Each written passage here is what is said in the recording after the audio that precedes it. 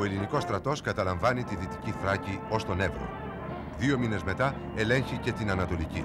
Την απέναντι πλευρά των Στενών και την Κωνσταντινούπολη, που κηρύσσεται ουδέτερη ζώνη, κατέχει διεθνή στρατιωτική δύναμη και διασημαχική επιτροπή.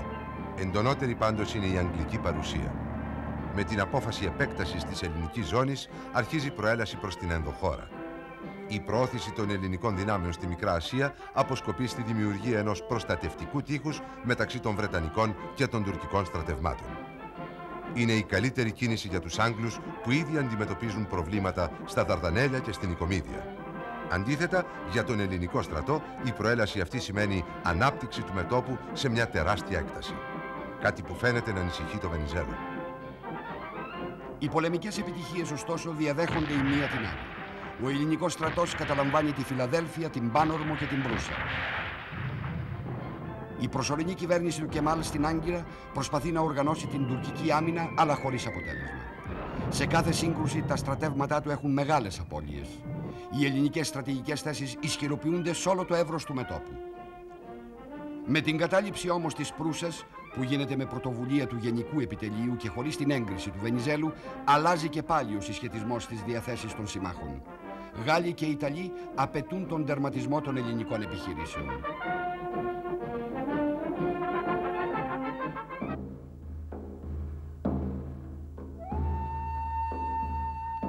Στις 24 Ιουνίου του 1920 τα ελληνικά στρατεύματα μπαίνουν στην Προύσα, μια πόλη που βρίσκεται σε μεγάλη οικονομική ακμή.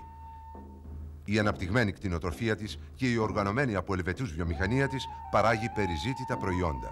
Το επίνειό της, στη θάλασσα της Προποντίδος, τα Μουδανιά, είναι σημαντικός συγκοινωνιακός κόμβος. Όλη η περιοχή παρουσιάζει μεγάλη στρατηγική σημασία.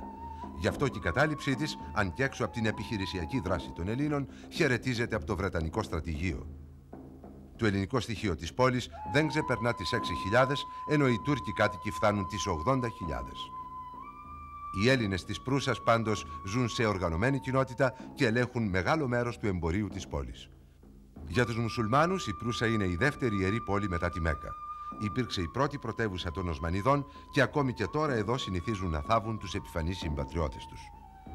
Γεμάτη από μνήμες ένδοξων χρόνων, η Προύσα αποτελεί για το τουρκικό στοιχείο ένα σημαντικό κομμάτι της ιστορίας του.